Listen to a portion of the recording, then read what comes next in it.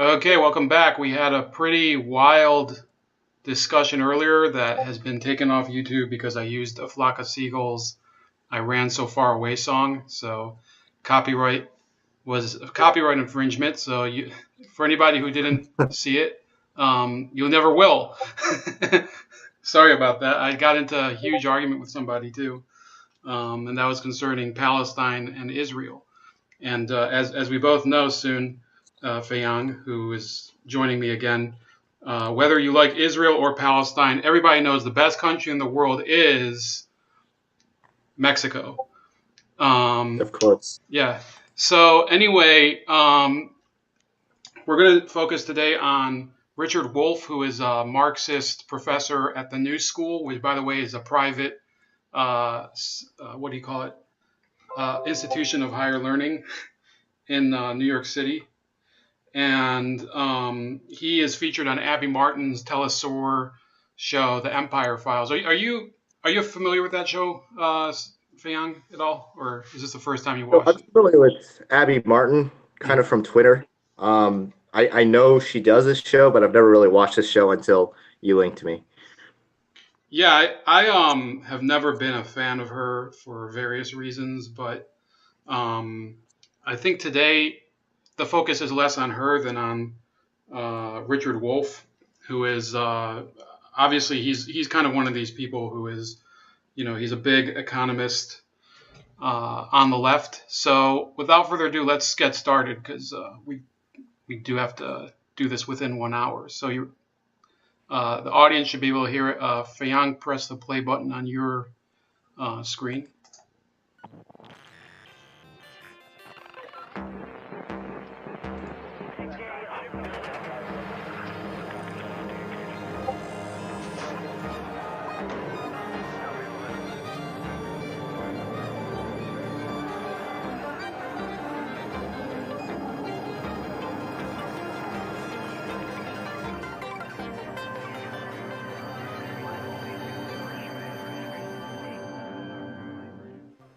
In a country that declared the end to socialism, a major poll released in January of 2016 revealed something unexpected. 43% of people under 30 in the US view socialism favorably, compared to only 32% who view capitalism favorably. This shows that despite a concerted effort to smother the ideas of a man who died 133 years ago this March, the analysis put forward by Karl Marx remains extremely relevant today. So I'm going to pause it. Are you paused? Yep. So what's the issue here? I think they're saying because poll numbers say people like socialism, it's still a valid idea. Now, I always make I make fun of people who think that poll numbers should determine what policy is. Feiyang, I mean, you live in the Midwest as well. Would you say on the street people are being inundated with anti-socialist propaganda? Not really. I guess like if I were to think of any mentions of socialism in the news, it's either related to Bernie Sanders or Venezuela, or maybe the Scandinavian countries. And I don't think any of that is that positive. Maybe for Bernie, but for Venezuela, definitely not. So I wouldn't call that inundated. It's just something that doesn't really come up that often unless it's a very specific topic. So her case is basically that people have been they're trying to condition people not to like Karl Marx and socialism, which in my opinion that's a very it's a simplistic way to look at the education system. I mean we can all agree that people don't receive suitable education in economics in grade school or even in college. But in my opinion, nobody's being told, "Oh, Marxism is bad. Karl Marx was an awful person," even though I could probably demonstrate in a longer video that he was. But she's trying to make it seem like, despite all of that, the poll numbers are high for socialism. Yeah, I don't think that's the reason. I think there are other explanations of why that number is so high, but I don't really think it's despite all this anti-socialist propaganda type of angle. So Marx press is play. considered the most influential philosopher to ever live. With his co-thinker Frederick Engels, they developed a way of understanding the world that has not only greatly contributed to the understanding of philosophy and economics, but also history, anthropology, political science, biology, and many other fields. As a young man in the mid-19th century, Marx embedded himself in the workers' movements in his home country of Germany, then in France, from where he was exiled to London for his political activity. In addition to dedicating himself to the scientific study of capitalism and social change, Marx was also an organizer and convened the very first international organization of socialists with the goal of overthrowing capitalism, known as the Communist League, whose slogan was "Working men of all countries unite." His work Capital is regarded as the premier dissection of the economic system we live under. His discovery of dialectical materialism redefined the world of philosophy, and his rallying call, the Communist Manifesto, is considered the most influential political document in the world. As the U.S. empire thrashes to survive the... So, pause again. She said that it's the most influential political document in the world. And I wanted to say, you know, or most influential philosopher to ever live, I think she said. Did you hear that as well? Yeah. So I would Something think, you know, I was going to mention, and I did send you the document earlier, and which is available in the description for anybody. What about, you know, Jesus? What about Moses? What about Aristotle? What about Confucius? I mean, that's the most subjective statement that you could probably make. I mean, could you name some? Who would you say are the most influential philosophers in world history, Feiyang? Well, I mean, Jesus is definitely probably the most influential for me. But you know, for those like Confucius, you know, the ones that are really really ancient, like Aristotle, Confucius, I can't see why you would say those aren't as influential as someone more modern. Who, you know, there are just simply a lot more people in the world right now, and I think there are a lot more people who have been influenced by Marx than Confucius. I mean, even Confucius in his time, he was somewhat marginalized by the legalists, and so I can see why like Marx is out there. I wouldn't necessarily disagree that he's had influence. He certainly has shaped world history quite a bit and affected the lives of, you know, millions of people. So from that angle, you know, I don't completely disagree, even if I wouldn't put him first. All right, yeah. So I still think it would. You could probably call it a subjective statement. Yeah. All right, let's keep going. Current global capitalist crisis. And with rejection of capitalism clearly growing among young people, I wanted to find out what it was about Marx's work that has had such a profound impact from peasants in Asia to miners in Africa to workers in the US alike. So I talked to someone who's been teaching students and the public about Marxism for years, Dr. Richard Wolff. So pause again. The premise of this whole video is that capitalism is in crisis. Now, I have this article here. You mentioned Venezuela earlier. They're actually filming this in Venezuela. And I guess I'm off the paywall. But this was the headline on March 16, 2016. It says, Venezuela is shut down for a week to cope with electricity crisis. So they're making fun of capitalism being in crisis. Meanwhile, they can't even keep the lights on. So I think it's very ironic, the timing of the video and the statement that capitalism was in crisis. So this was during the primaries in 2016. And they're basically talking from Venezuela. I believe either they're filming in Venezuela or they're being paid by Venezuela because she's working for TeleSUR. And they can't even keep the lights on. Feiyang, anything to say about that? Or? Well, I mean, I think Venezuela is not really a pretty unique case. It's a small country. It's kind of similar to the Middle Eastern countries in that, you know, it's very dependent on oil exports. And they had funded all of their social welfare policies, you know, what you would probably call their socialist policies through oil sales right now, right? And you know, that's not a sustainable model. Like I I honestly think that like capitalist Venezuela, maybe they would be better off now, but there's just so many structural issues with that country, even before Chavez, like in the '80s, that it was not a great place to be back then either. So, yeah, I do get the irony there, but it's also kind of an underdeveloped nation to begin with. It's certainly not fair to compare them to the United States. We started off at very different places, so. Yeah, it's certainly sad what's going on there, and clearly, like Chavismo and Chavez's policies have failed. But like the United States also isn't an entirely fair comparison to judge them by. Well, Like I maybe mean, Chile, I think.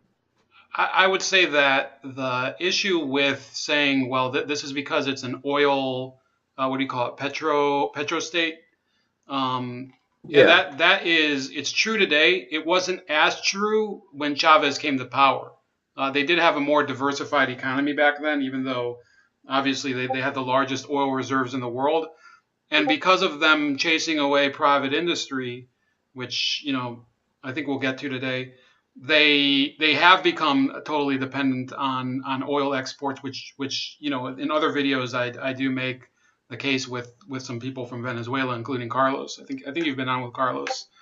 yeah, That yeah, their oil industry is collapsing because of their lack of first of all, their lack of fiscal responsibility and their lack of upgrading equipment. So, in fact, Venezuela was in the 1970s, it was economically the most prosperous country in Latin America, uh, partly due to the high price of oil after the oil crisis in 1974. So yes, they've always had their economy tied to the fortunes of oil futures, but there's other factors that drive its boom and bust economy.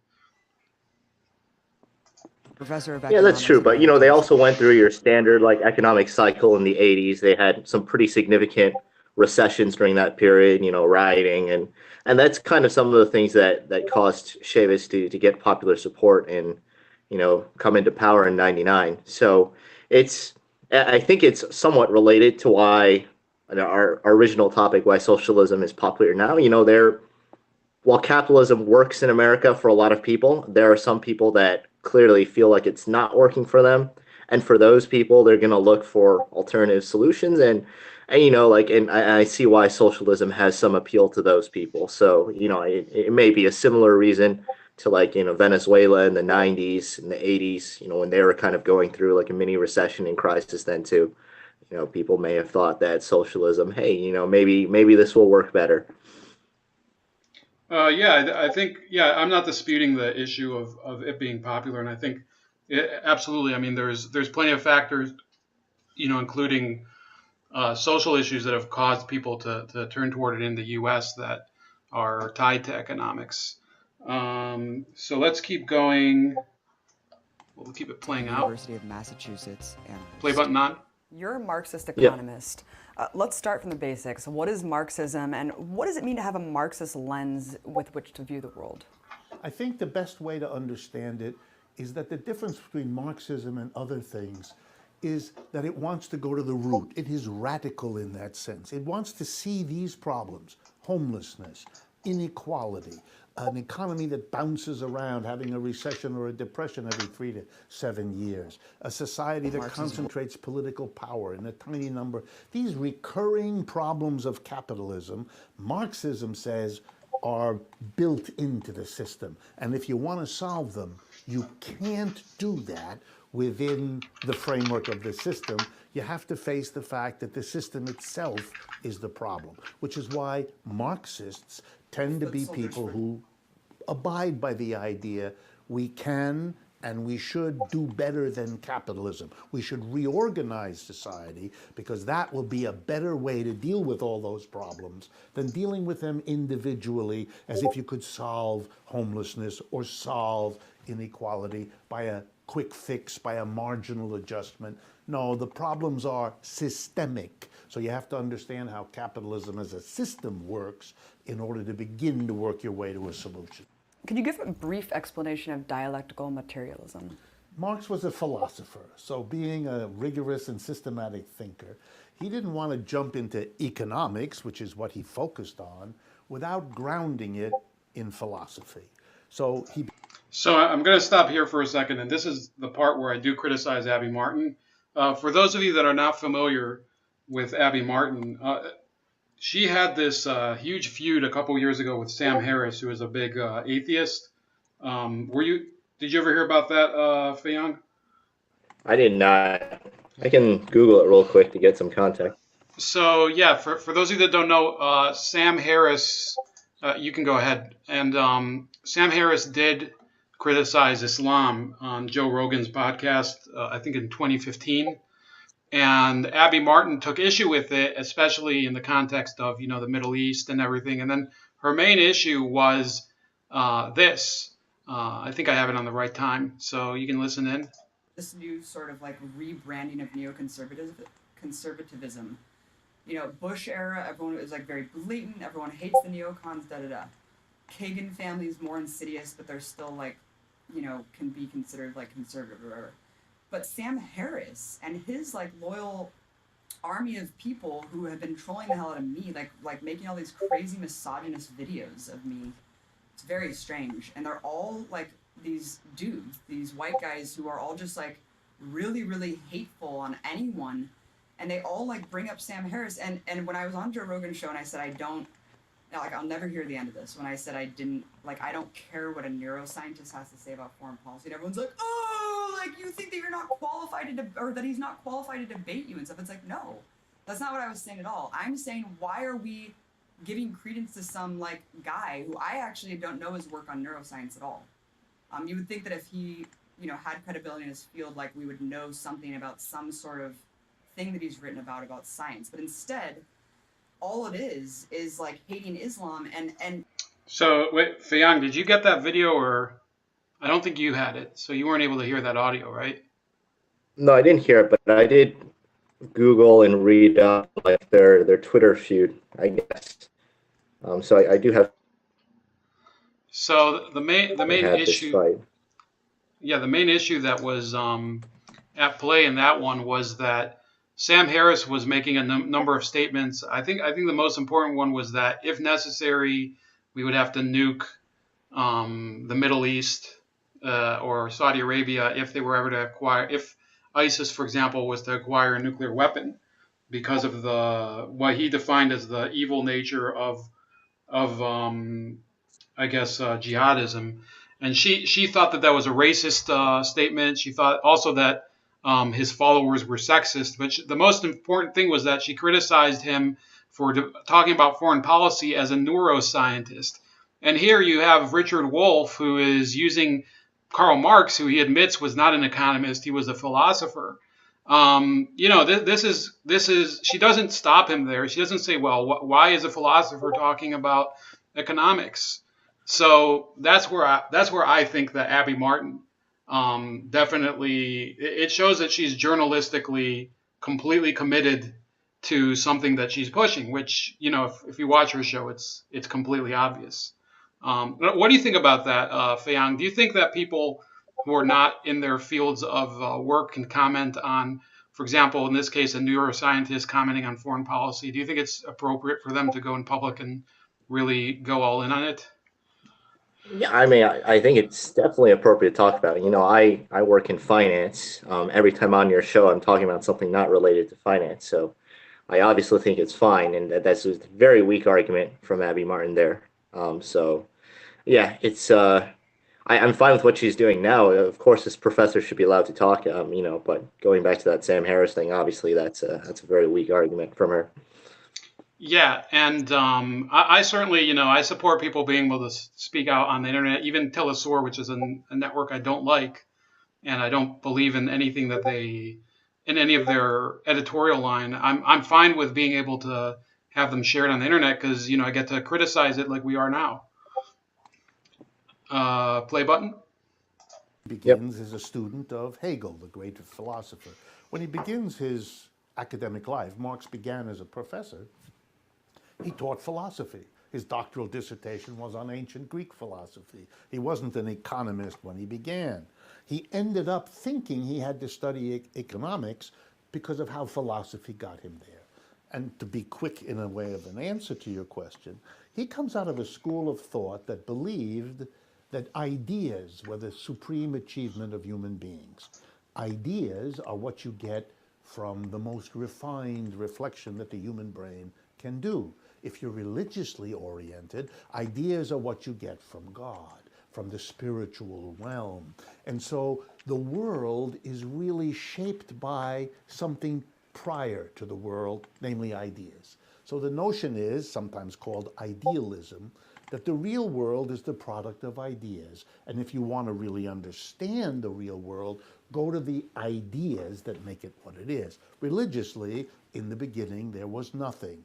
Then there was first God, which is a non-material idea, and that creates the world. Remember, in Genesis, 7 days, God, a spirituality, creates the materiality of the world. Marx rejected that. For him, the material is just as important as the ideal. If you want to see where the material comes from, it's shaped by ideas. But, and here comes his radicalism, it runs the other way too.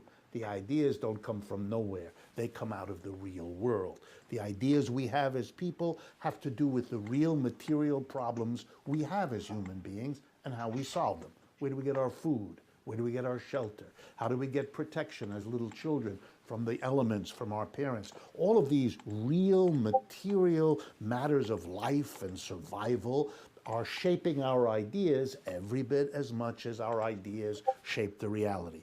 Dialectical materialism is the name for a point of view that says if you want to understand the world, you need to look at how ideas shape the material, but the other way too, and the two have interact. That's the way to see the world. And for that reason, when it came to explaining the problems of capitalism, he never could and never did suggest it's all because of the ideas of people about capitalism. It's the real way human beings make their food, solve their clothing problems, their relationship problems that shape their ideas as much. And he was going to analyze capitalism through that lens of the interaction of ideas and concrete material reality back and forth. Marxists take a particular view of. So that was a very philosophical passage. I think the sentence I took out of there was that for Marx, the material is Sorry, just you're as cutting out a bit. Can you hear me? Yeah, I can hear you now. Okay. The sentence I took out of there was that for Marx, the material is just as important as the ideal. And it was a pretty confusing passage for me.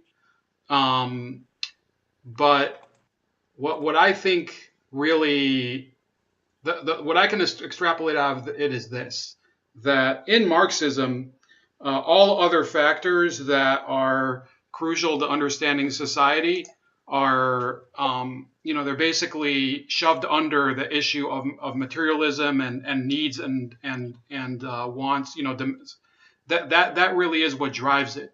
So, and you could say some of the same things about capitalism, but for them, all suffering, all issues of social friction can be defined by the material needs and, I guess, requirements of people. How about you? Did you get anything out of that I kind of missed?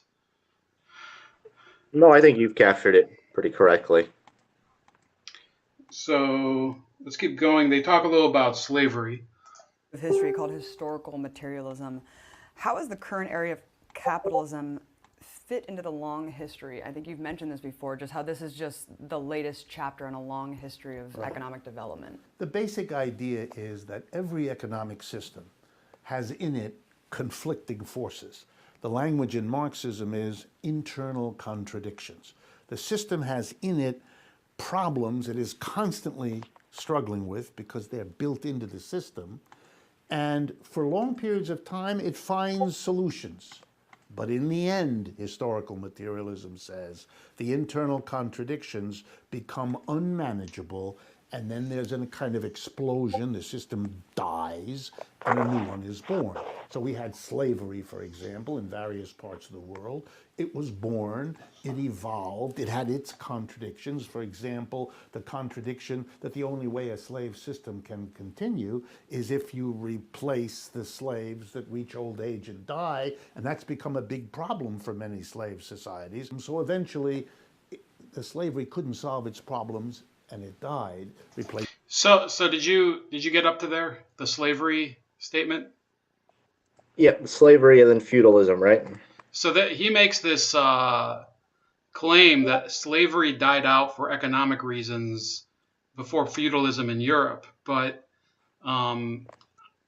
first of all, I mean, that would mean that slavery fell apart probably before the year, I don't know, 1200, if we can say it that way.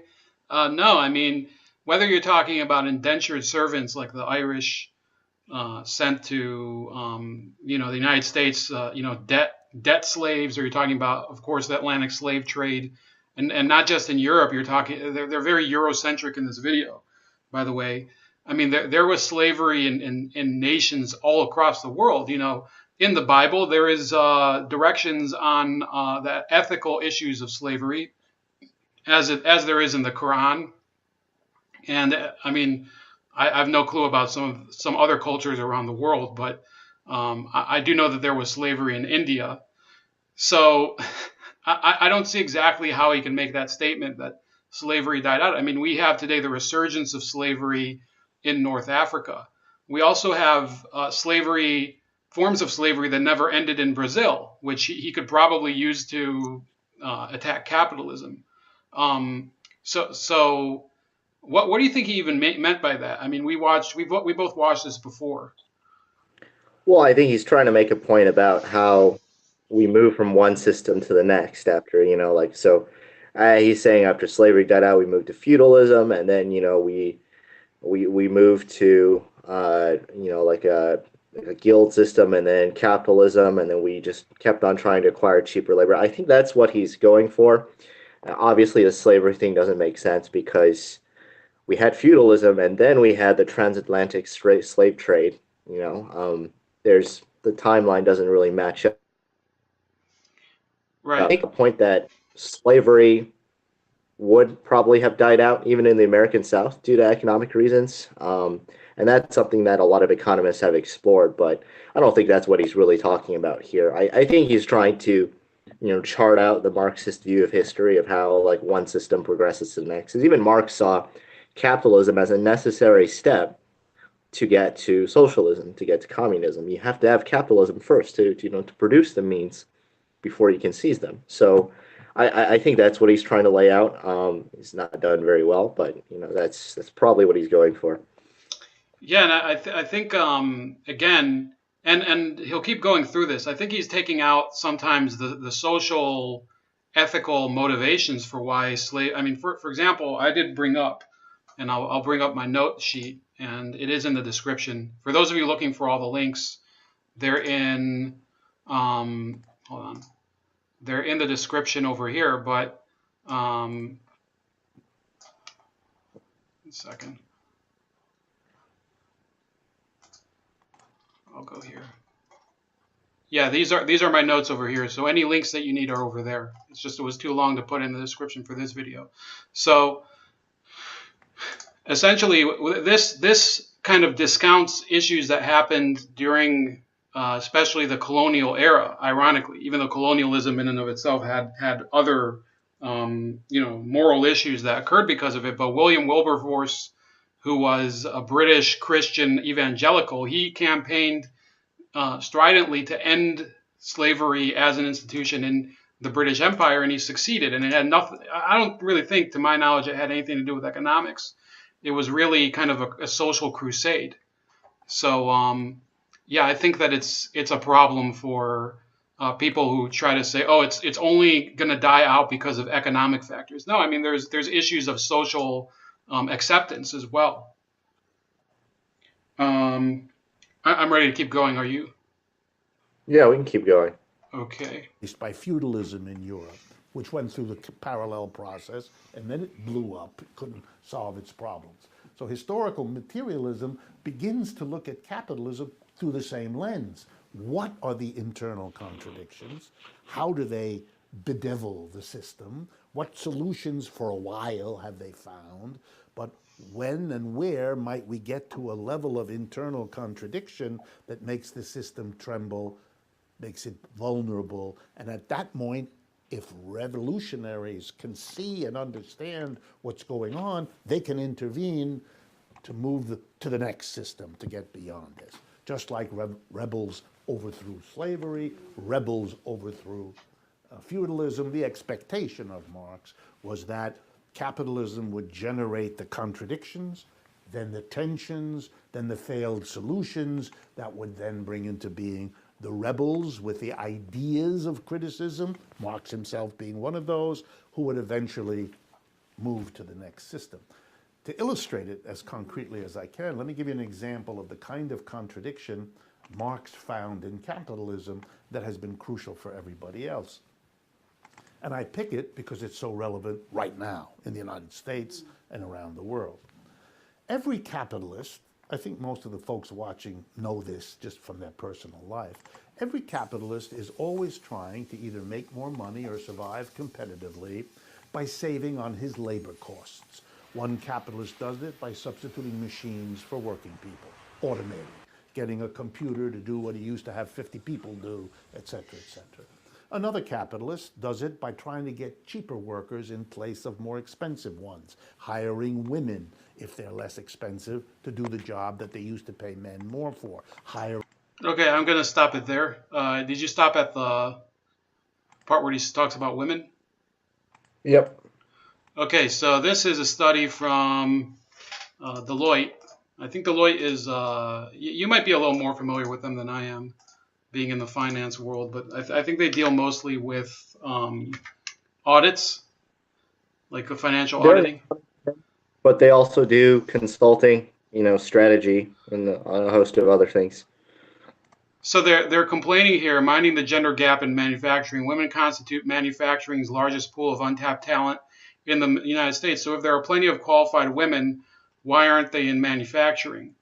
So it doesn't really go into necessarily whether they're talking about skilled manufacturing, like CNC machining, or, obviously like being on an assembly line, which is to some degree less skilled. Just believe me when I say that. But it says here are 4 potential benefits the Deloitte study set, or actually this was from the Apex Supply Chain Council, to bolster the business case for diversity in manufacturing. It says research shows a clear statistical correlation between diversity, better corporate financial performance, and higher stock market valuations. And companies that have a higher representation of women frequently enjoy better financial performance. Fuel innovation research by the Center for Talent Innovation provides compelling data indicating diversity unlocks innovation and stimulates market growth. Then it says improves engagement. Today, driven by shifts in attitudes about work expectations of balance and the transparency of the job market, employee retention and engagement are now the #1 problem companies face, according to Deloitte's 2015 Global Human Capital Trends study. And then it says optimize team performance and collective intelligence. Researchers studying collective intelligence, a measure of the general effectiveness of a group on a wide range of tasks, were surprised to find the proportion of women in a group is strongly related to its measured collective intelligence. So it doesn't say positively or negatively, which I think is funny. But in general, they found women are more attuned than men to nonverbal cues, feelings, and thoughts of others, and tend to take turns and make way for others to speak up. This study is, it still doesn't answer the fact, if capitalism is so into cheapening their labor supply, then why do you even need Deloitte to perform this study and tell them that? They should already know that it works for them to hire women. Do you find this to be a big topic of discussion? I don't want you to get in trouble at your job, but this whole issue of diversifying the workplace, do you think that there's a motivation to lower costs as well? Feiyang? don't know if you can hear me. Definitely not about lowering costs. I think companies do value diversity, but they value diversity not necessarily because they really think it produces better outcomes, but it looks nice to be diverse. It's also a method of signaling. Say, hey, we're a progressive, forward-thinking company. We're very diverse, and there's value in that to the company. So that's why they'll do it. Not necessarily because they think it has benefits in terms of financials. I think they pay everyone at the same level. I don't think there's bias there that they would hire women or minorities to pay them less. At least in a white collar world, that definitely doesn't seem to be a thing. I think it's more just about creating the appearance that they want. Yeah, so I think we had a connection issue before. I don't know if people You there? hear. Yeah, can you hear me? I can hear you. Yeah, I think earlier we had a connection issue, so I actually missed part of your answer, and I think some other people might have missed me. Somebody just said something pretty unkind to you, but in the chat. But she also called me a Jew Nazi earlier, so don't take it personally, Feiyang. No problem. Let me see here. We actually have a pretty nice size audience today. Let's keep going. If, by the way, if Feiyang, if you do run out of time or you have to do something else, just let me know. You can bow out at any time. Yeah, sure. Bring immigrants rather than native folks moving to another part of the world where wages are much lower. We all know that. So capitalists are always trying to save on labor costs because they can make a better profit if they do that. But here comes the contradiction. If all capitalists are reducing the number of workers they pay. Yeah, keep going. Oh, so to summarize, I was just saying that I don't think companies pursue diversity because they think it produces better outcomes or to save money, but it just looks good. It looks good to be a diverse, progressive, forward-thinking company, and so that's why they do it. So yeah, you say it's more of a PR issue than it is an issue of optimizing performance, right? Yeah. Okay, so I have it on at the 10:25 mark. Yep, I'm about there. Okay, so play. They're always trying to save on labor costs because they can make a better profit if they do that. But here comes the contradiction. If all capitalists are reducing the number of workers they pay or reducing the pay they give to their workers, what will result is that the working people have less and less money. And if they have less and less money, they can't buy what the capitalists are producing to sell. The capitalists, therefore, are destroying themselves, but they have no choice. They have to save on the labor outlay, and then that comes back and bites them in the rear end because there's no demand. If you've been so successful becoming rich as a capitalist, you've killed yourself. So he makes the case that capitalism, I have it at the 10:58 mark now, capitalism eventually kills itself with its own success. It's kind of like a fungus, basically. He's trying to make that case, if you heard that part. He's putting on this graph, which is only through the 20th century, where I guess that would be called the capitalist century in their mind, because I don't know when they say feudalism ends. So you see the Roaring '20s, that was unbridled capitalism. And then you had the '29 stock market crash, which they believe was solved by the New Deal. And there's plenty of people who will debate that or either for or against it. And then you have the World War II stimulus, which reactivated the economy because the government was buying so many arms and raw materials. And then there was the 72 oil shock, which was not necessarily the biggest stock plunge. Black Monday in 1987 corrected itself. The tech bubble burst. And then the 2008 financial crisis, which, of course, TARP happened. I don't know if you were you working in finance at the time of TARP, or was that a little before your time? No, I was just started college, so. So what's your opinion of that? Do you think capitalism does kill itself through its own success? I wouldn't go that far to say it's killing itself, but there is some truth to this trend in which you go to a McDonald's now in Chicago. A lot of them have automated ordering places, so you're just tapping in your order into a menu. So there's no longer someone at the checkout counter, taking your order. So a lot of jobs are being automated away, and then those people need to go out and find new jobs, or like say coal miners in West Virginia, right?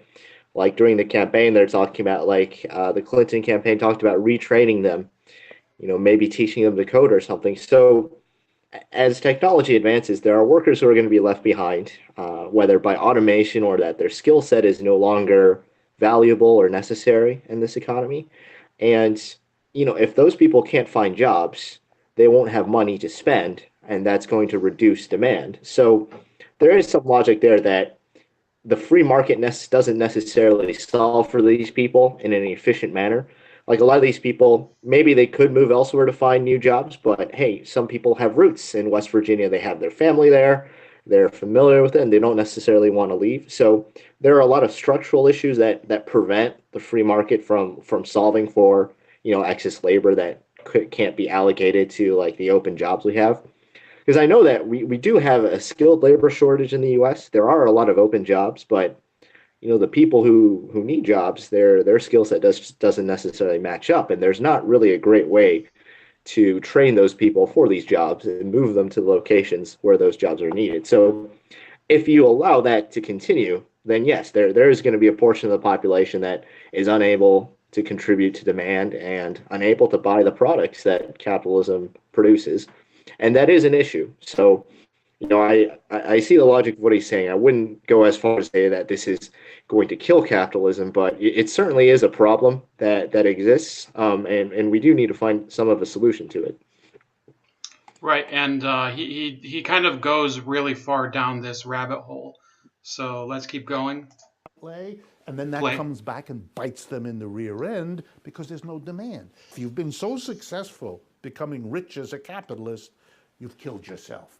These kinds of contradictions for Marx are the beginning of the end of a system. It papers it over. For example, when people couldn't buy in the 1970s, the capitalist system kept going anyway. How did it do that? How did it keep going when the people didn't have enough money from their wages to buy? The solution was credit. We loaded the world up.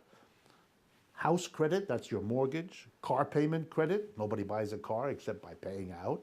Credit cards, which didn't exist before the 1970s for anything but traveling businessmen, and only a small number of them. And then when that was not enough, we loaded up, for the first time in American history, an entire generation of students who can't get a degree without loading up with tens of thousands of dollars of debt. We kept the system going. People could buy stuff even though their wages didn't pay for it by borrowing. And in 2008, the predictable happened. It turned out your fix only lasts for a while. You really have to ask, in a way that many of us as Marxists haven't done for most of our lives. The problems of capitalism now are so severe, so systemic, so global, that we're beginning to wonder whether this system is going to find a way out. The Marxists are not the only ones wondering whether this system is coming to an end. The people on the other side of the political fence are very worried too. So after he did that whole Little Red Riding Hood dramatic description, I still think, you work in finance, you probably have like an even more in-depth reaction to the issue of credit. I'm at the 1239 mark, by the way. So we all know that there is a huge debt crisis. I watch a show called Rethinking the Dollar, and he talks about the pension crisis, for example, is an issue, and of course there's a student loan issue. From the standpoint somebody involved in finance, does he get it right in terms of the issue of the debt crisis and how it will bring down capitalism? Oh, there are two recent debt crises. The first one was just your general consumer debt to income ratio was really, really high in 2007. And that led us to the Great Recession, a lot of foreclosures, And obviously that was pretty terrible for a lot of people. Since then, actually, like the debt to income ratio has dropped quite a bit. It's slowly creeping back up, but this time it's driven more by student debt.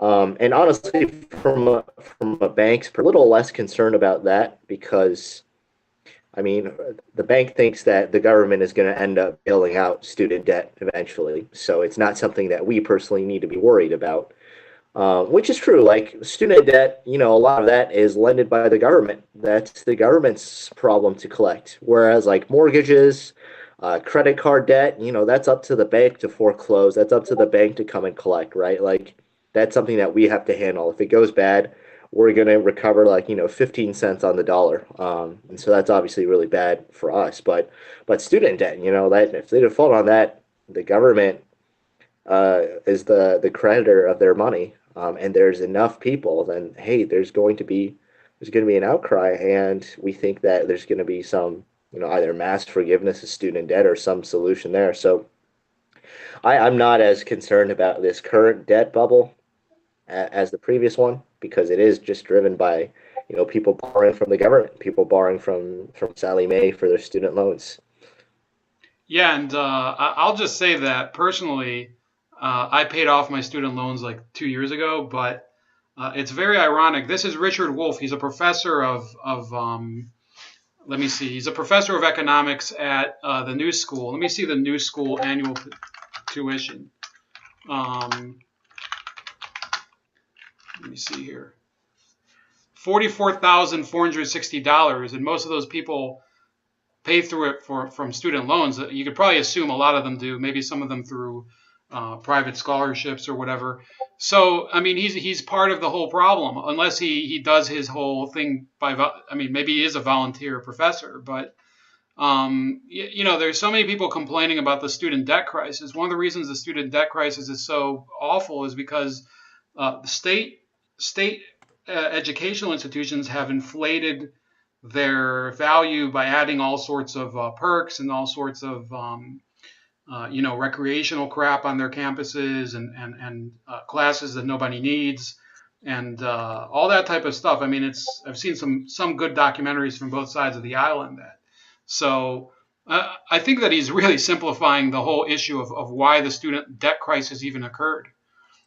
Yeah, and it's driven by government policy too. Like I don't necessarily blame professors because the growth in college costs has largely come from the administrative class. Like there are, my college has like 20 some deans or something, right? Like that's an area of the university that has just absolutely exploded.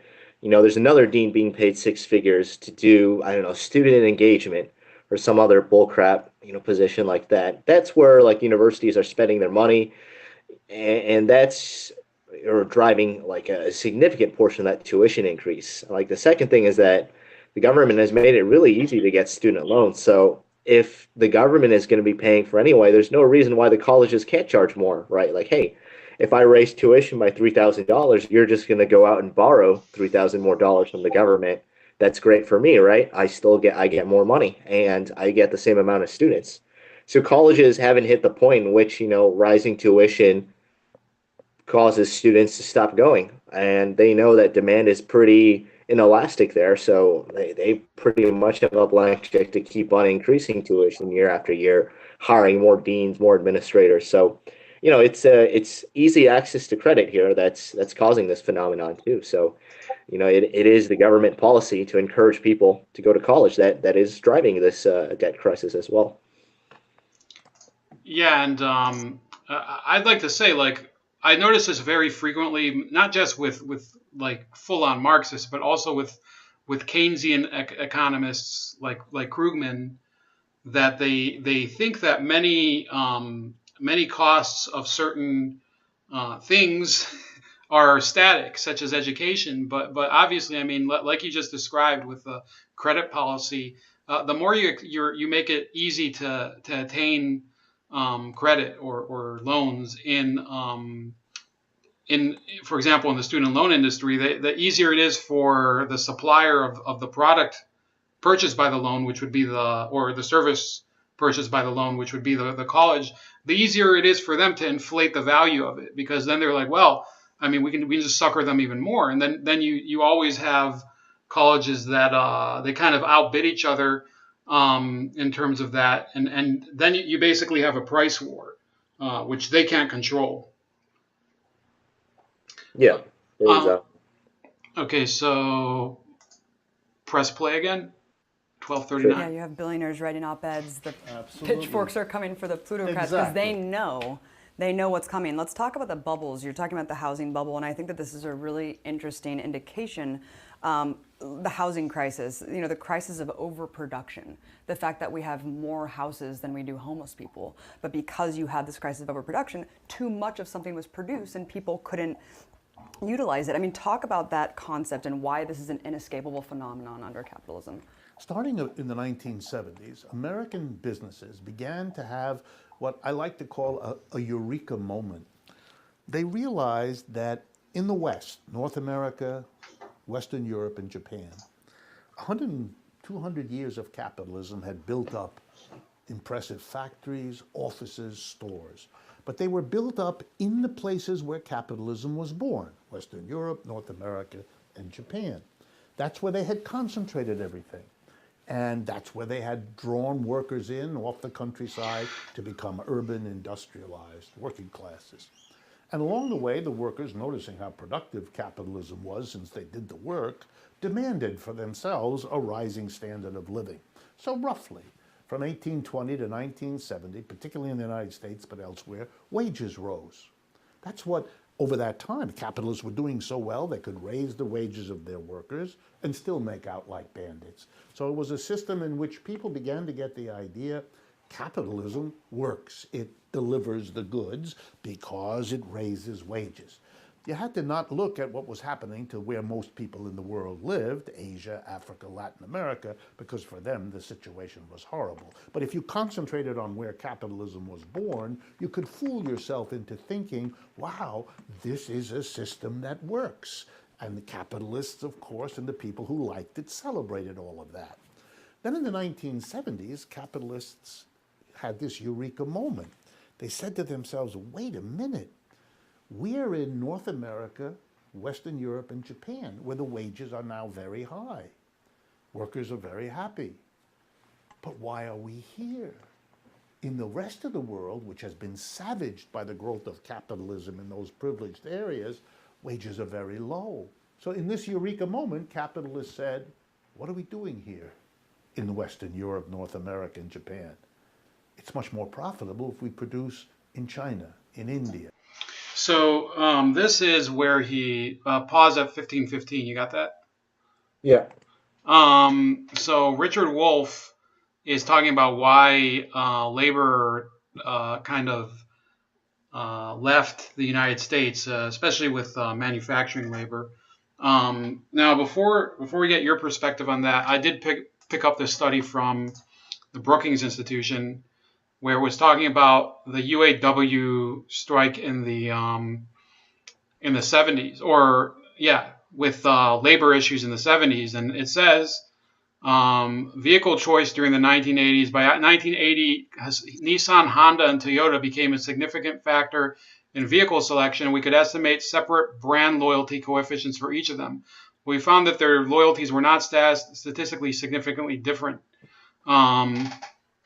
The most striking finding is that the Japanese manufacturers have significantly higher brand loyalty than their American competitors. The Japanese brand loyalty advantage is consistent with the reputation they earned during the 1980s of producing very high quality vehicles. Consistent with the poor reputation General Motors developed during the 1980s, GM has the lowest brand loyalty of the U.S. manufacturers. And we could open that for a second, even though we're already running long. What page was that? Page 13. So they're talking about this one. So essentially what he's leaving out here is not just the issue of the cost of labor, which, we're not going to debate here. I mean, both of us can agree cost of labor does factor into where you manufacture, but the quality of labor in the U.S. was sinking. I mean, people were making fun of one story I remember hearing from this friend of mine's dad, who is a car dealer, was that there was a Chrysler that somebody bought that people kept hearing, or the owner kept hearing that there was a rattling when he would drive, and they were calling the factory, and nobody could figure it out. And eventually, they took the door apart, and there was a beer bottle inside of the door frame. So that was I mean, there everybody has some story about that if you're from the 70s, and if you ask people. Feiyang, what's your reaction to his premise that it was motivated entirely by the cost of labor? Well, I think it definitely played a large part. It's a trend that's somewhat reversing a little bit now, as in like Toyota building factories in America again, mostly in the American South, where labor costs are pretty low and unionization rates are also pretty low. There's a lot of Toyota plants in Alabama. They're all across the American South. So that's started to come back a little bit. But, back then, definitely, like, outsourcing was big because it was simply cheaper to do this manufacturing abroad. So, it definitely, I think, cost of labor, even when you factor in the shipping on that, was a major motivation for that. And like in unionization rates may have played into that as well. It's if you go to a foreign country, maybe you don't have to negotiate with the union anymore, right? And that's also cost savings as well. So he also started complaining that people were opening factories in China, India, and Brazil. But he also, I mean, I did send you the note sheet. He forgets to mention now Brazil. I'm not from. I think in Brazil in the 70s, Brazil was still kind of a military dictatorship, but in both China and India, there was market liberalization in the 70s and maybe in the 80s. Under in China it was Deng Xiaoping, and then in India it was Rajiv Gandhi. Kind of did a liberal, like a slight liberalization compared to his I think it was his mother. What was her name? Damn it, Indira Gandhi. So essentially, he's discounting the fact that those countries became good avenues to manufacturing because they abandoned state command mechanisms of their economy. I know plenty of material about China in that respect. Would you say that that was the time when consumer products started being made in China, or was it just heavy industry? Definitely consumer products too. A lot of like plastic injection molding, like textiles, that was made in China. Like textiles now has since shifted to like Bangladesh and Myanmar and other more low cost Southeast Asian countries. But for a while, textiles was big in South Korea and then China as the manufacturing hub. Yeah, I just want to say, like, whenever you have a socialist on video or in person, if you want to see them shut up and not talk anymore, you just say the words Deng Xiaoping, and they instantly stop. They will never say anything to you again because they basically deny his existence. I mean, let's not call him a full capitalist, but he was the person who brought China out of the full command economy of the Mao era and Hua Guofeng. I don't think I pronounced his name very well, but yeah, they don't like to talk about Deng Xiaoping and the factor he played in that.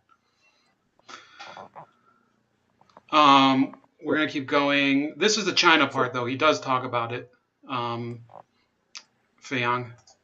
In Brazil. Press play. Yep. Anywhere else. And there begins what we're still in the middle of, the exodus, the abandonment of the places of origin of capitalism by the capitalists. So there's a massive move to China, India, Brazil, and all those places, producing what? Well, what every capitalist wants, which is to make a bundle. So they build big factories, imagining that they can sell all of this stuff like they used to. But they forgot something. If you go from high wages in the United States to low wages in China, the bottom line is that the people earning wages are earning a lot less than they used to.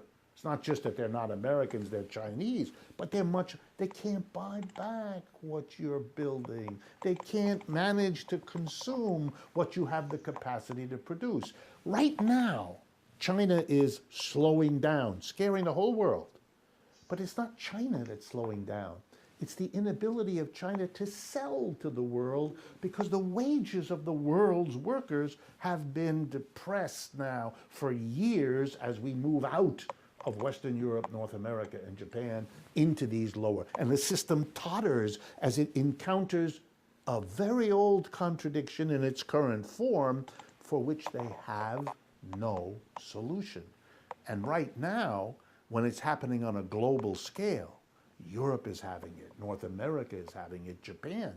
These are the centers of capitalism. They're in the most trouble right now, and they don't see a way out, and I don't either, which makes it possible, for the first time in my life, to begin to see a capitalism that is in fundamental shaking difficulty. And if I were to explain to someone why you get bizarre politics, unlike what we've had for a century, it's because of this. And here in the United States, you see the Okay, before he goes into Trump and Sanders and everything, what's your reaction to what he says about China? You know, you were laughing about the Gordon Chang thing offline, which I did read a little about, but he's claiming that it is due to depressed wages worldwide that people are afraid of a Chinese collapse, which he thinks is much wider. What's your reaction to that part? Do you think he's really making a compelling argument that capitalism as a whole is going to fall apart or China is going to fall apart? Well, I think China has a long way to go there, but wages in China have risen significantly to the point where it's no longer profitable to manufacture a lot of things in China for American companies. You've already seen textiles move to Bangladesh, Vietnam, Laos. Even a lot of your plastic injection molding stuff has gone overseas as well. So, you know, there's things they manufacture, kind of like iPhones, for example, that's a little bit more hot on the scale. So there's starting to be a little bit more value add in Chinese manufacturing. Like my dad's company, they source from China, but they buy like gigantic turbines for power plants. You know, those things are, but it's that manufacturing, like that probably still is profitable manufacturing in China, but a lot of the other things, you know, definitely have moved away. And that's because Chinese labor costs have gone up. People are making more money manufacturing in China. So I think that dynamic hasn't come to play in China yet. People are still, you know, getting richer and richer. There's more middle class coming out, and they drive domestic demand through that. So it's coming from here. Like, it's definitely not that way low. Like, if they're still low, tax action in China, but you know, they've clearly moved abroad. Okay, I kind of had some slowness on the other line. I think I heard everything you said about the rising wages of workers in China. And yeah, that's basically what I've heard, is that the middle class over there was just growing at a massive pace. And, you know, there could be a correction that's going on I mean, obviously there could be a crisis afoot, you know. We can't guarantee China is going to be stable, like speaking here from across the world when many Westerners don't understand China at all. But I think he's very much simplifying the issue. And like you said offline, there's a real problem with, you know, people. I mean, Gordon Chang predicted, I think it was in 2001, that within 10 years China would collapse. And it hasn't happened yet. Yeah. I mean, and a lot of the things that Gordon was pointing to is like, oh, there's going to be domestic instability. They won't be able to, you know, convert to a more like high value add or more service oriented economy. They won't be able to drive domestic demand. Like, so far, they've done a decent job with those, and that's because, you know, the Chinese government has handled this like in a little bit more unorthodox way. They've done some massive investments in infrastructure. So, China has a really developed train system. It runs at a loss. It's funded by the government, but it also allows for high mobility for the population. And, it's also a lot of jobs too, like building all those railroads, maintaining all those trains, building all that, that also creates like well-paying jobs too. So they've been able to, build out that middle class, stimulate demand through like almost kind of like the New Deal, only instead of just like shoveling garbage, they're actually building useful infrastructure. But they've been able to do a lot with that, and that's one of the things that India is lacking, right? Their infrastructure is way behind China, and China has invested a lot of the infrastructure just to speed up development. So, they've been able to get around the pitfalls that Gordon Chang has mentioned through a variety of different ways. Some of which may not have been completely obvious, but All right, so we'll keep going. Hopefully, I don't think we have. Let me see here. He gets through some other more details here that are kind of funny if you want to go through them about democratizing free enterprise. But first, he goes into Donald Trump. Kind of theatrical buffoonery. You got play? But there's more to it. Why is Trump such a character in the Republican? Why is that party literally tearing itself apart? Because it can't cope. And even the Democratic Party, suddenly confronted with a socialist who isn't marginalized simply because he gives himself the name socialist. In fact, it makes him attractive. What Bernie Sanders is proving is that the interest in socialism has captured millions of Americans. So I think a lot of people are aware of socialism now, especially since we have a self-proclaimed democratic socialist running for president, but they don't actually understand what it means. I think they're taking little bits and pieces, free healthcare, free education. Talk about the means of production and how a socialist economy would actually be structured. They came up with the following idea, that the problem of capitalism is two fundamental things. One, that private individuals own the means of production. They own the land, they own the factories, they own the stores, the machinery, and that the people, the owners, are really a very small part of the population. 1%, 2%, 5%, maybe even 10%, although rarely do they get that high. But that means the vast majority of people are never part of the owners. And the basic socialist idea was, if you allow a small number of people to control... So I'm going to stop it here, 1848. He makes a statement that owners of businesses are rarely up to 10% of the population. Now, that actually sounds like it could be true.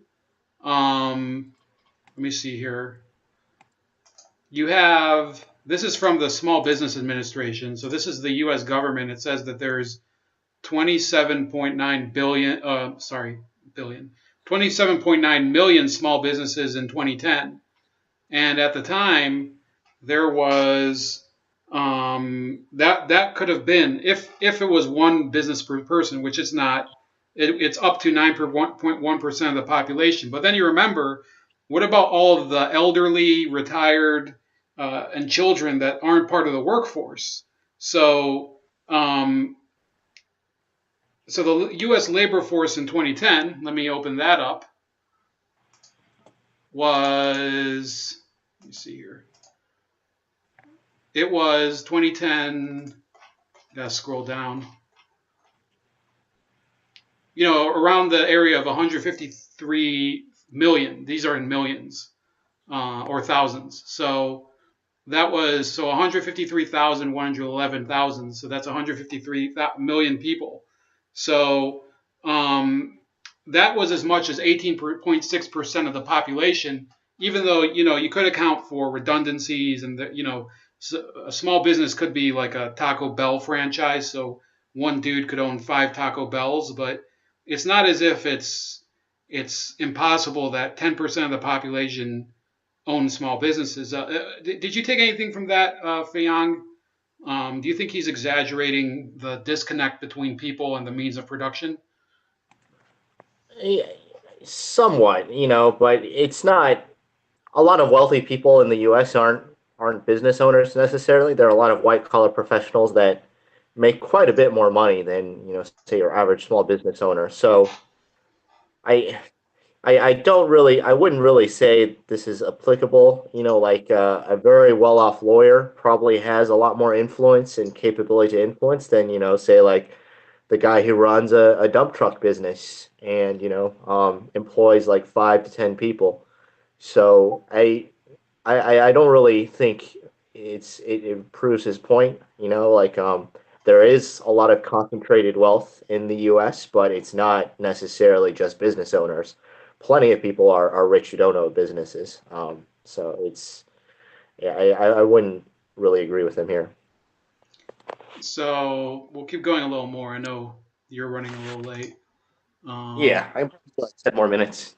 10 more minutes. So we have 10 more, and we have 13 more minutes on the video, but we'll try to get through Okay. some the juicy stuff. The means You got play?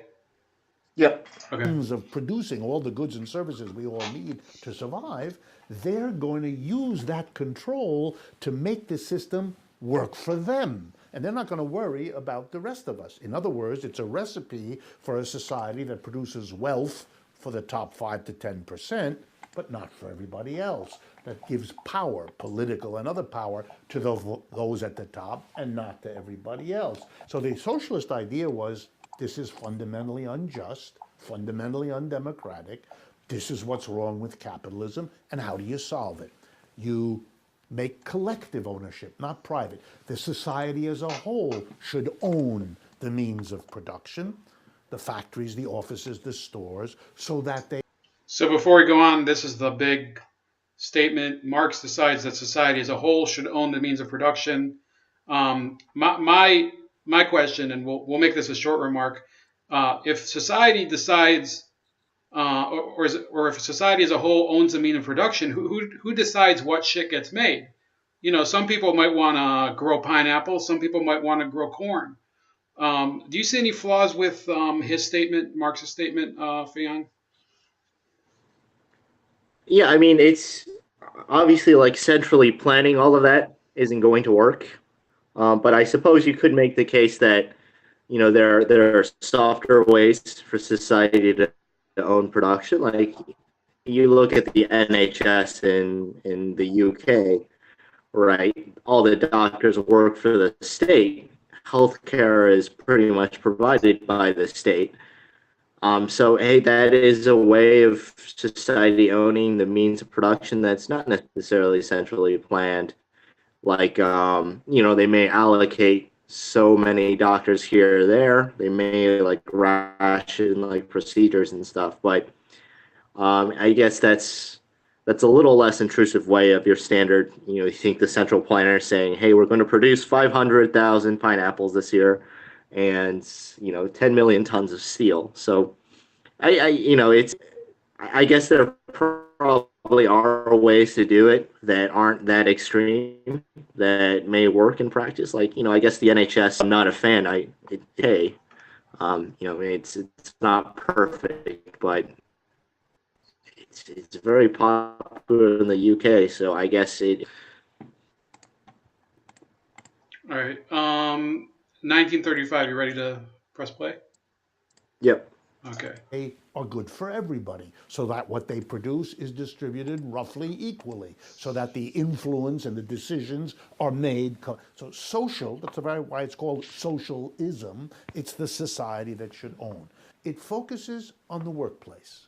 Its idea is the way you make sure that the government never again becomes an institution over the people, but rather simply an instrument of the people, is by making sure that at the base of society, where people live and work, the wealth, the productive capability is in their hands. If you want the slogan of 21st century socialism, it's this: democratize the enterprise.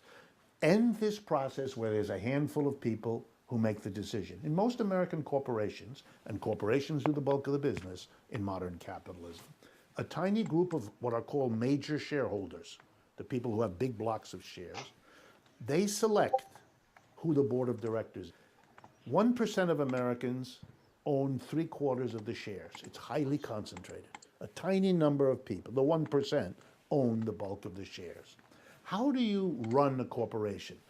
At the top is something called a board of directors, usually 15 to 20 people. How do you get on the board of directors? There's an election every year to get on that board. And the way the election works is if you own a share of stock in the company, you get 1 vote. If you have 10 shares, you get 10 votes. If you own 1,000,000 shares, you get 1,000,000 votes. If you have no shares, that's how many votes you get. So there's no pretense of democracy. So if a handful of people own the bulk of the shares, they control everything. They select the 15 or 20 people on the board of directors.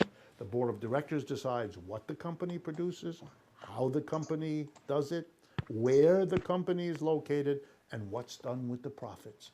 Everybody helps produce the profits. The employees have to live with the decision, but have no influence on it. It is.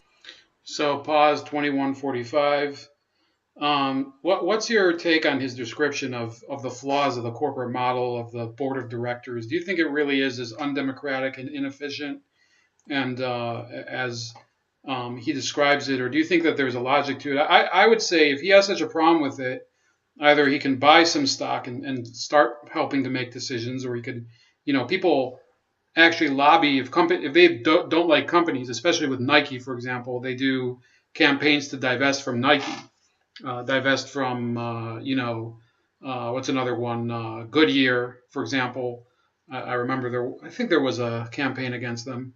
What's your opinion on that take on the board of directors model? So I think there are some loopholes. There are definitely cases in which, say, like a PE fund, private equity fund, is taking a company private, and then they kind of stack the board with their own members, and then actions are taken that don't necessarily benefit the company, but benefit the investor fund, which is, I guess, good for the fund, but it's bad for the company. It's bad for the minority investors. And I don't think that's a great outcome or something that we should encourage. But, overall, I think it is a fine system. It just, maybe there are some loopholes here or there that you could patch up. Okay, so let me see here. We're going to fast forward for a second, if you want, to 20. Let's see here. Because they keep talking about board of directors.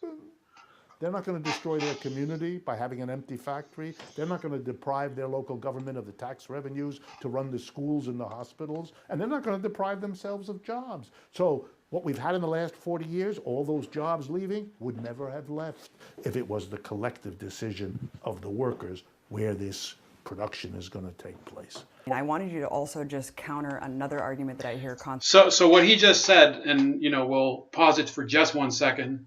2257.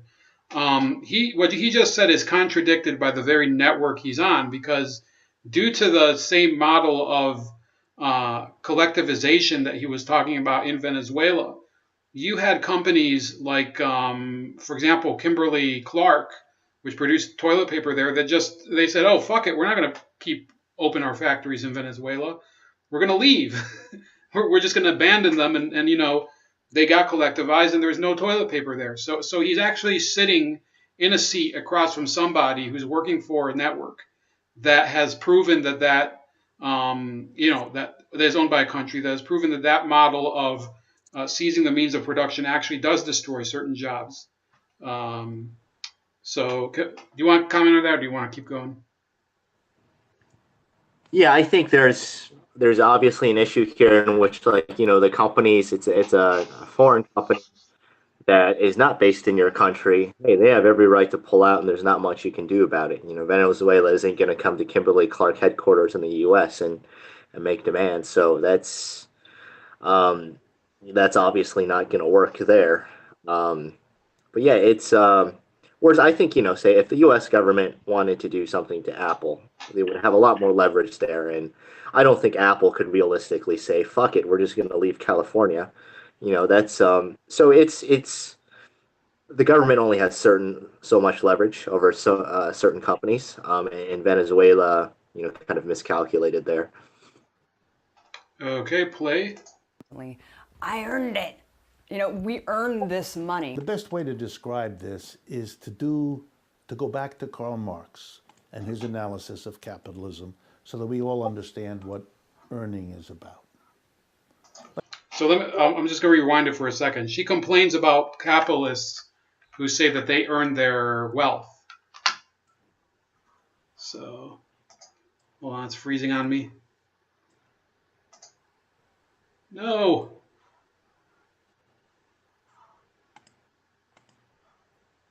I think I broke the stream, Feiyang. Oh no. Holy shit. Well, we can just riff off your comment there. I think we get the general sense, like whether the capitalist really creates wealth, right? Is that what she's I talking have about? it. I have it back. I just had to reload the page. Okay. So, 1 second. Let me just go back here. Constantly, I earned it. We earned this money. The best way to describe this is to go back to Karl Marx and his analysis of capitalism so that we all understand what earning is about. Let's imagine you are a person looking for a job and I'm the employer that you're looking to get hired by. So you come in and you sit down, you fill out your application form, and I look at you and I describe to you the kind of work we'd like to have you do. You'll come 9 to 5, Monday to Friday, and you'll sit over there and you'll do this kind of work, et cetera, et cetera. And we get through all that and you're okay with that. And then we get to that big question, how much are you going to get paid? And let's say we dicker back and forth and we agree on $20 an hour. So I'm going to pay you $20 an hour. At this point, Marx enters with a smile on his face and says, I'm now going to show you, the reader of his books, that when that deal is done, the $20 an hour, something is going on that you actually know, but you don't want to face, but I'm going to show it to you. When I hire you for $20 an hour, I know that for every hour that you give me your work, your brains, your muscles to work, I'm going to have more stuff to sell at the end of the day because you're added to my workforce. You're going to help me produce more goods or more services or better quality goods and services than I would have if I didn't employ you. So I'm going to say to myself, it costs me to get Abby $20 an hour. What do I get out of it? I'm going to have the output that Abby adds by her labor. Now that has got to be more than $20. So the only way I'm going to hire you for $20 an hour is if you produce more in the hour than I give you. So when you feel in a vague way at the end of the day, as you walk home, that you're being ripped off, you're absolutely right. Or in Marx's language, exploited. So what does the capitalist say? I earned it. No, you didn't. He just ripped people off. The way most corporations work is 4 times a year. They take the profits they've made in the preceding 3 months, and they distribute a portion of them to their shareholders. These distributions are called dividends. So if you own a lot of shares, say because you inherited them from your grandma, or you stole money and bought them on the stock market, there are lots of ways of getting them. But if you have them, 4 times a year, you go to your mailbox in the morning and you get an envelope and you tear it open, and inside is a check for your share of the profits that have been distributed to shareholders. For rich people, this is millions of dollars. They have all that money. What did they do exactly to earn that money? Nothing. So what do you think about that? They're saying if you own stock, basically fuck you. And then he makes this moral judgment that managers and bosses rip off their employees, but also bear in mind that not every type of labor or I guess input is of the same value. I mean, if you work at an office and there's a cleaning lady at the office and you're the person, I guess putting together, let's say you work for an ad agency, you're putting together an ad for an ad campaign. who's supposed to earn more money? The person designing the ad campaign or the person who is cleaning the office? What do you think about that, Feiyang? Is talking about ripping people off?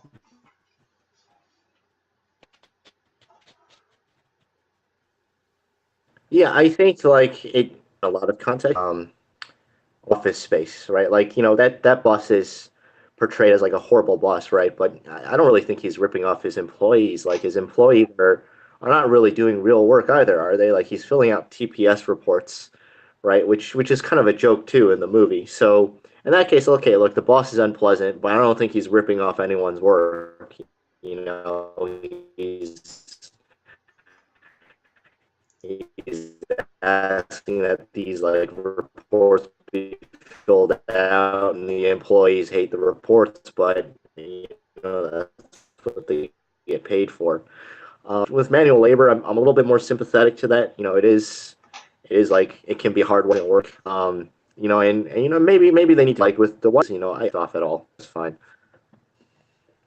Yeah, I think they really do take and this is the thing, there's somebody in the chat who makes a lot of moral arguments all the time, and in fact made a lot of them against me today. This is Richard Wolff making a lot of moral arguments against people that that they're earning money in various different ways, and he's talking about other people stealing money from the worker, but there's cases where the worker steals money too. So what is that? Is there justice then, social justice for the employer? There's this is where you get into Marxist morality, which we don't have enough time for tonight anyway. Let me see. There's only one more thing that he says that really says anything important. Those people are going to tell me they earned? Press play, by the way. Sure.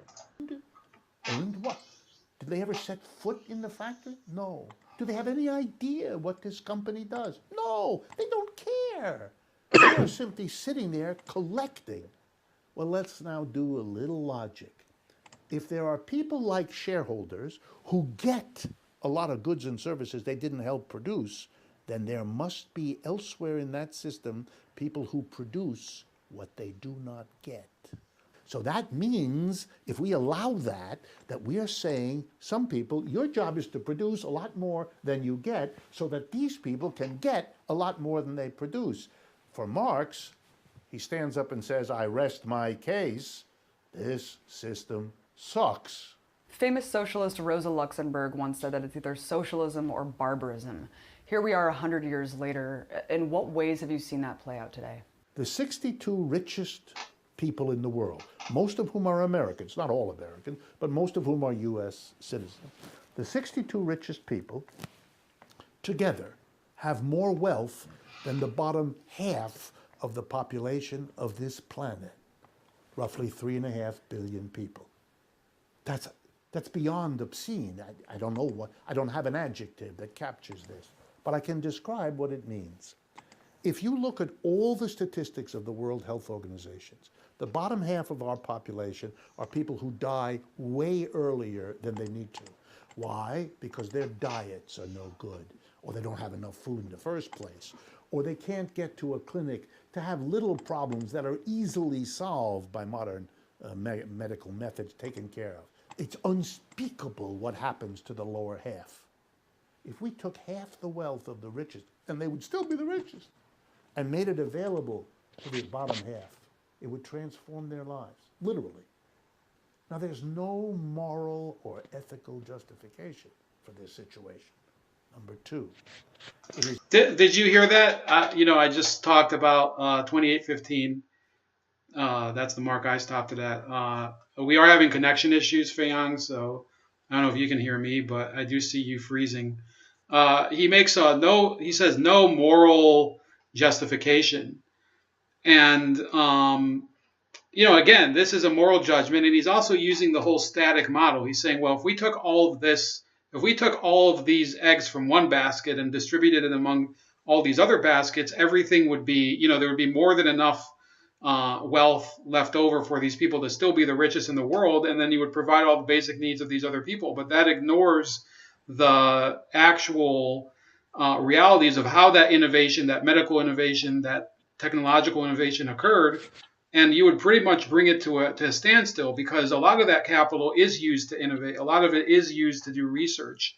A lot of it is used in order to develop the next phase in order to help humanity. And, I have criticism for that because I am a pro-conservation person. Did you have the same impression as I did, or maybe something different? Yeah, I mean, like there are a lot of people who've made their money, like innovating and improving the lives of a lot of people. I mean, there are certainly some people who got their wealth through, either illegitimate means or questionable means. And an example I like to use is Elon Musk, who, he's built his companies off a lot of government subsidies. I don't really have a lot of respect for that, but there are also people like Bill Gates who, with the computer revolution, Microsoft, they've really moved us forward so much. So, hey, great for him. He deserves that money. So yeah, overall, like, I think I agree with you. They got that money for a good reason. All right, there's 3 more minutes left. If you do have to go, go ahead. Unless if you want to go now, you can make your final assessment of this interview since you watched it before. Yeah, let me do that. I mean, I think overall, it's like I didn't think it was great. There are some interesting things that he identifies that are issues, but he doesn't really have any prescriptions for those. He's mostly talking about like, oh, this contradiction can't resolve itself. There's no way out. And I think this stuff at the end about morality stuff is kind of a digression. I would be more interested in seeing him talk about, how is this going to resolve and the fall of capitalism, what's going to trigger that, stuff like that. That would be a lot more interesting to me. I don't think he really ever gets to address that. All right, so this was. I'm going to keep going, but I did want to let you go because I know it's getting late. And everybody say congrats. Feiyang moved into his new house with the wife and kids. Or Thanks. it's one kid. One kid, yeah. Okay, so have a great night. I hope to have you back a different time for different topics. But Sounds good. thanks for all the insight on credit. See you later. Bye. Bye. So I don't know if you guys can still hear me, but I'm gonna pull up a camera. I'm gonna go check in a second if you guys can still hear me. Let me just pull up the camera. There is an issue sometimes with OBS and Hangouts where it does screw with the stream. So here you see me back. Hopefully you can still hear me. Let me see here. Press 1 if you can still hear me.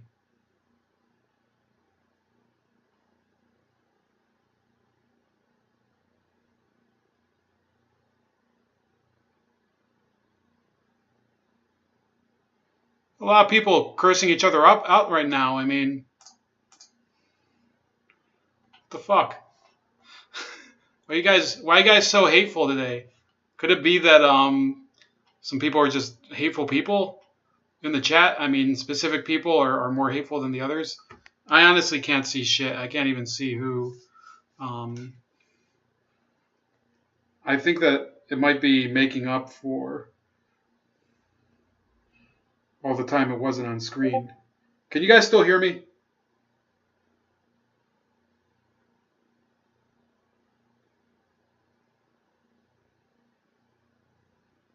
Okay, they can still hear me.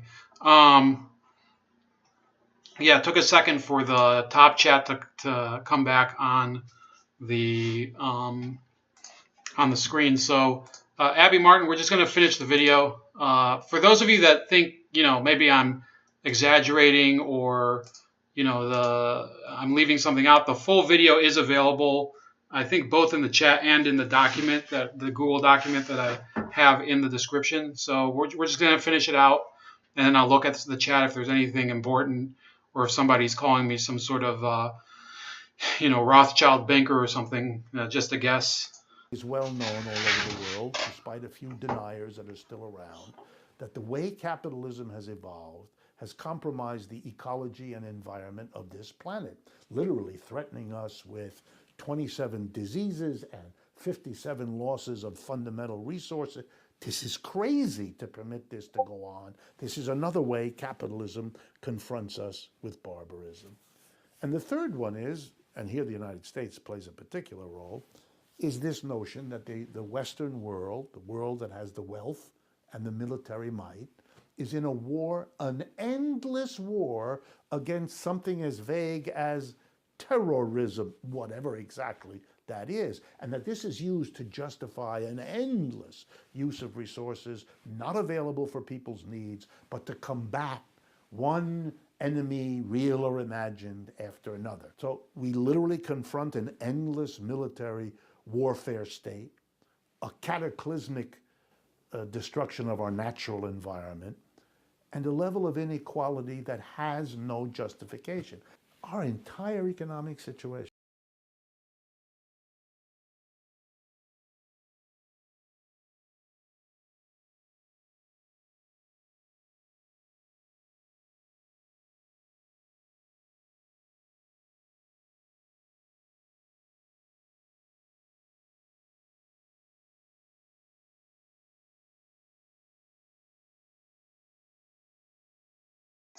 Sorry, I did mute myself now. That was me. Sorry. um, so he does go into this rabbit hole where he says terrorism doesn't really exist, or we don't even know what it means, or whatever, and he kind of disputes its very existence. But look, there are countries besides the United States that believe that terrorism exists, including Venezuela. They call people who protest against them terrorists.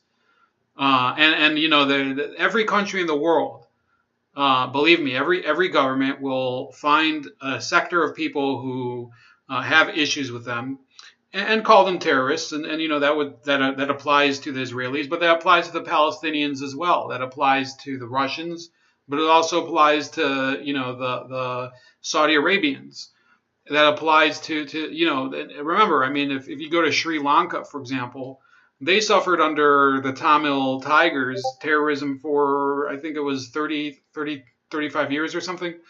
That type of stuff happens all over the world. And for him to, you know, pretend that that's an issue of American imperialism, it is an issue of American imperialism. It's also an issue of everything else. And everybody has an issue with terrorism, because terrorism depends on the situation that you're in. And again, this is him being moralistic in one sense and then throwing morality out the window in another. And that's very difficult for me to accept, and that's kind of why I take him to task.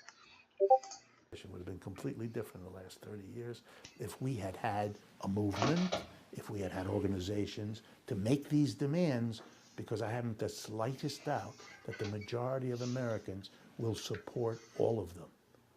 You know, it used to be at this point in an interview, I would have to look at a skeptical interviewer saying, oh, Americans support this kind of socialistic stuff.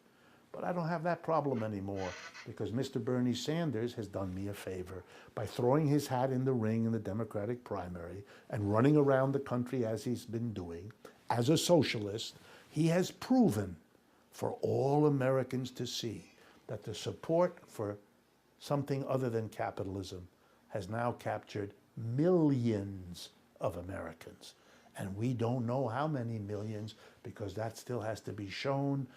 And the argument that was heard when Occupy Wall Street emerged in 2011, that this is a tiny group of people who don't represent anything, all that's gone, because Mr. Sanders has said, well, let's see. Let's see how many people are critical of the 1% versus 99. How many people will support a candidate who says that every day and who even accepts the label socialist? And the answer is millions.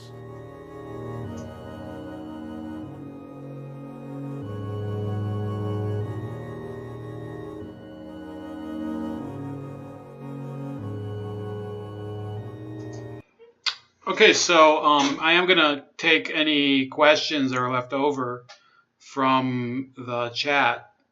I just would like to say that this is Abby Martin. This was written and directed by Abby Martin and produced and written by her. Mike Prisner, I think, is her boyfriend. And then there's Oscar De Leon. And then the executive producer is Paul J., who is the he is the founder of the Real News Network. And there's going to be a lot more news about the Real News Network coming up. Those of you that don't know, I have a real special focus on them. And let me see here. So we're done with this. We're done with that. We're done with that. Done with that. See, so we have Ryu Shiska. Thanks for tuning in. Lennon McCarthy says, "Is this a knockoff Bernie clone?" No, he's more extreme than Bernie Sanders. I mean, these guys. I don't know if you could hear the condescension in her voice earlier with Abby Martin, but they don't really believe that Bernie Sanders gives a fair representation of what real democratic socialism is. They believe specifically that real democratic socialism might actually require a violent upheaval in order to occur. Like the democratic issue is not necessarily integral. Like they do believe in coercion in the end, including seizing the means of production by force if necessary. So they like to talk about the fact that they're democratic socialists, but they work for Venezuela, which has ended most democratic policies there. The democracy over there has pretty much become a factor of what if you support the policies of collectivization and the missions of Venezuela, including Mission Robinson, which is their literacy campaign, which Carlos could probably tell you a lot more about, and you're a participant in that, then you have you can have input. If you do not support those, then you don't have a voice. Let me see here. So yeah, they're much more extreme than Bernie Sanders. I think Lennon McCarthy brought that up. Shreve says, "Oh my God, bowed like a leopard. Someone needs to punch this Bernie clone in the face." Well, he's becoming. Let me tell you why I focus on this, because I am a person who I believe in civil liberties, and would I like to punch somebody in the face? Absolutely. And if I could pick a person, Richard Wolff would probably be a good. He could be a good choice. Although we do advocate for more nonviolent ways of discussion on this channel, unlike other channels that I know, which I don't necessarily condemn or approve of what they do, but some people do believe in violent responses to views that you don't like. However, the reason that I did this with Feiyang, who is in the finance industry and banking, is because Richard Wolff is becoming more famous. Because to be honest with you, Bernie Sanders has acquired kind of a reputation for being something of a sellout on the left, justifiably. He's really given into the political establishment, especially with regards to the Russia investigation and issues like that. So you call him a Bernie clone. I would say he is the authentic socialist, as opposed to Bernie Sanders is kind of the soft socialist. He is a socialist, but he's very I would say weak in his presentation of it, and he can. And I'm not saying this to degrade people who support Bernie Sanders. As I've said before numerous occasions, people can vote for whoever you want.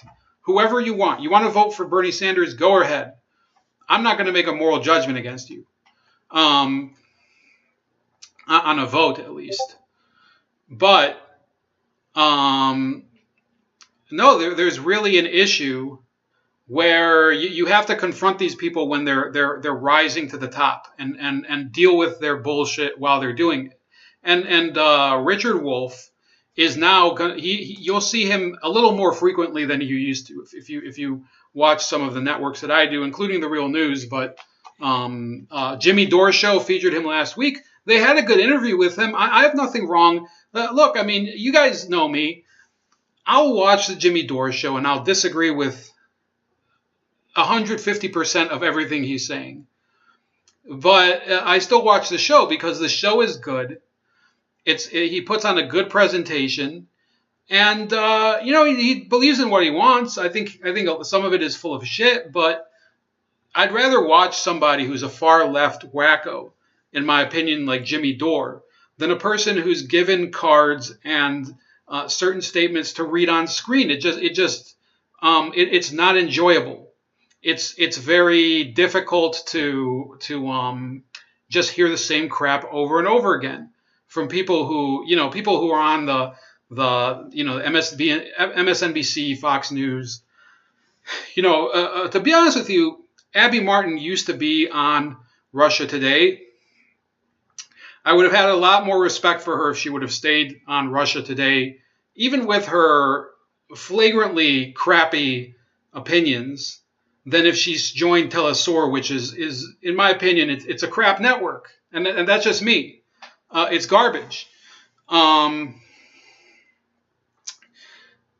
Gerke says, great distinction between Bernie and Richard Wolff. Like I say, Rich is a religious zealot about it. Bernie's a bullshit artist. I think you are closer to the truth. I think that there's certain things that Richard Wolff is full of shit about too.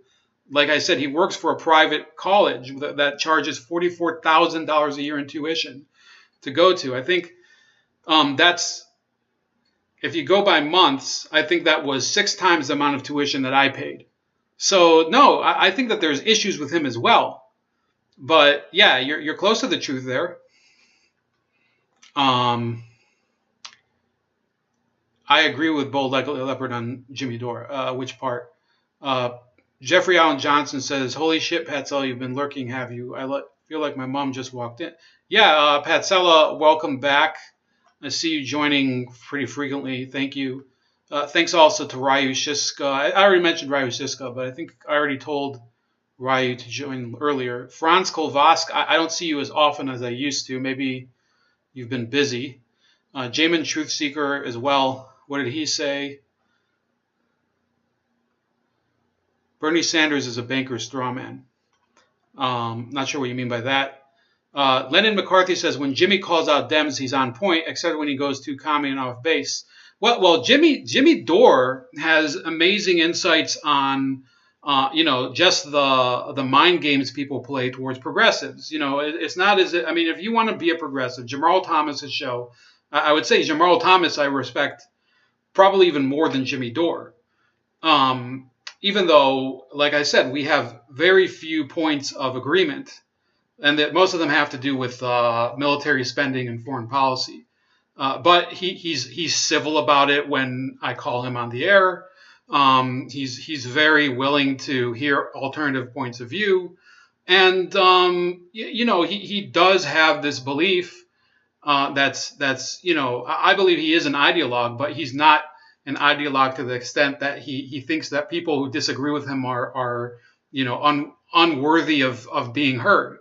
So I like it. I do. It's just me. That's the YouTube that I want to be a part of. And if it changes, if you can't do it, it's a problem. Then they can ban me. Then they can ban even those neo-Nazis I was listening to about an hour ago. 2 hours ago it would be. But I was listening to some neo-Nazis, and I didn't like anything they were saying, but, what's his name? Enoch. I was listening to him argue with Jacob Wohl, who was, I think, like some sort of Zionist person, an actual Zionist. So thanks to this medium, we have the ability to at least exchange these ideas, even if we don't like to. Even if we don't like our, what we're hearing from the other side, we can still hear each other, and that's what I like about YouTube.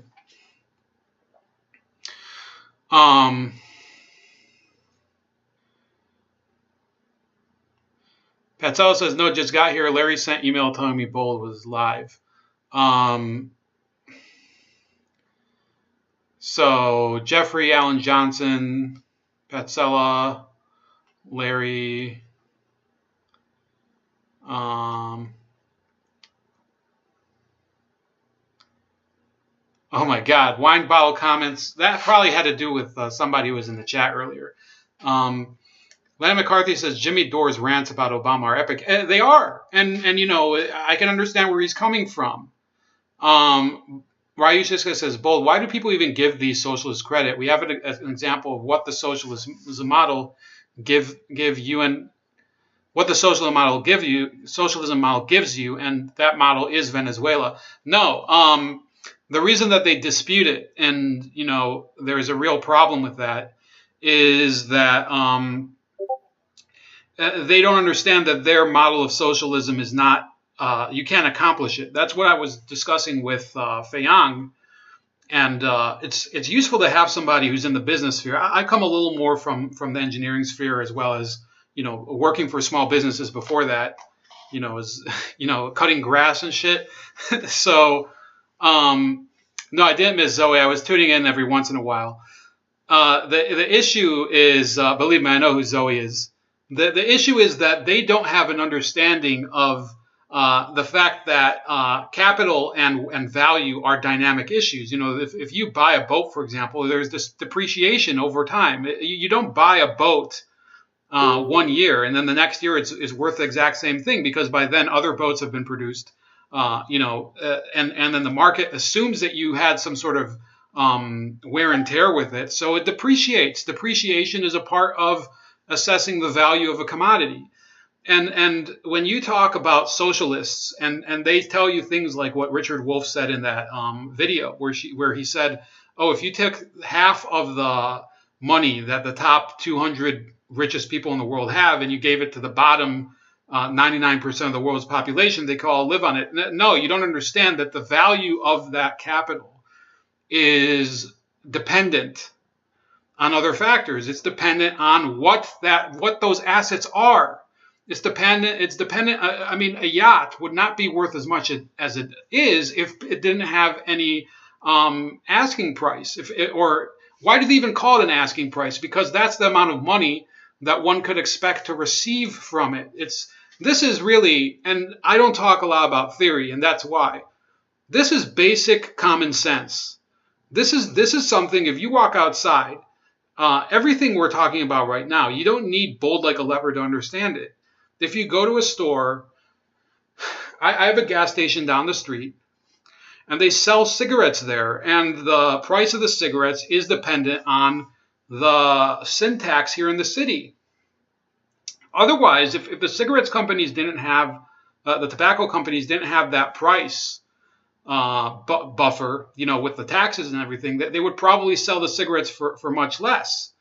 And you know, then of course there are tobacco subsidies for those of you who think that the taxes are going to motivate people to stop smoking. Then why are we subsidizing the tobacco industry? So I'm sorry, it's wrong to believe in many of the principles affecting the market the way that Richard Wolff describes it. And last but not least, on a moral plane, I think what he does is bad, but he has the right to do it, and I'm not going to judge him for it.